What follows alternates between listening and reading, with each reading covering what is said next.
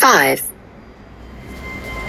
As each day passed, I would learn, in our talk, something about the little prince's planet, his departure from it, his journey. The information would come very slowly. It was in this way that I heard on the 3rd day about the catastrophe of the baobabs. This time, once more, I had the sheep to thank for it. For the little prince asked me abruptly, "It is true, isn't it, that sheep eat little bushes?" "Yes, that is true." "Ah, I am glad." I did not understand why it was so important that sheep should eat little bushes. But the little prince added, "Then it follows that they also eat baobabs."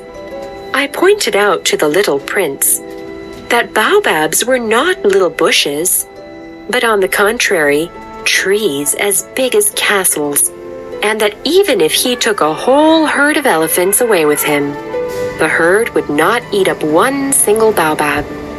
The idea of the herd of elephants made the little prince laugh.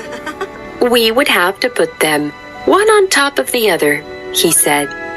But he made a wise comment.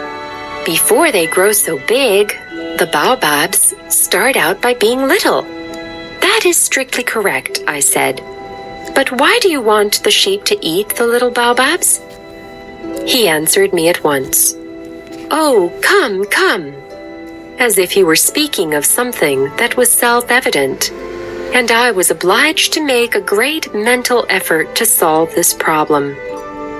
Indeed, as I learned, there were on the planet where the little prince lived, as on all planets, good plants and bad plants. In consequence, there were good seeds from good plants and bad seeds from bad plants. But seeds are invisible. They sleep deep in the heart of the earth's darkness until someone among them is seized with the desire to awaken. Then, this little seed will stretch itself and begin, timidly at first, to push a charming little sprig upward toward the sun. If it is only a sprout of radish or the sprig of a rose bush, one would let it grow wherever it might wish.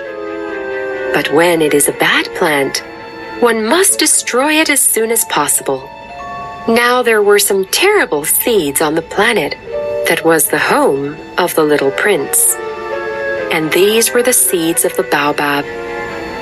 A baobab is something you will never, never be able to get rid of if you attend to it too late. It spreads over the entire planet. It bores clear through it with its roots. And if the planet is too small and the baobabs are too many, they split it in pieces. It is a question of discipline. The little prince said to me later on, "When you've finished your own toilet in the morning, then it is time to attend to the toilet of your planet. With the greatest care, you must see to it that you pull up regularly all the baobabs. It is very tedious work," the little prince added, "but very easy." And one day he said to me, "You ought to make a beautiful drawing so that the children where you live can see exactly how all this is. That would be very useful to them if they were to travel someday." Sometimes there is no harm in putting off a piece of work until another day.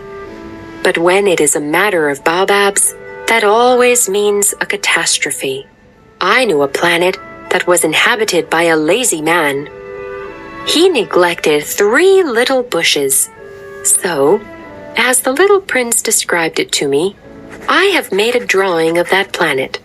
I do not much like to take the tone of a moralist, but the danger of the baobabs is so little understood, and such considerable risks would be run by anyone who might get lost on an asteroid, that for once I am breaking through my reserve. Children, I say plainly, watch out for the baobabs.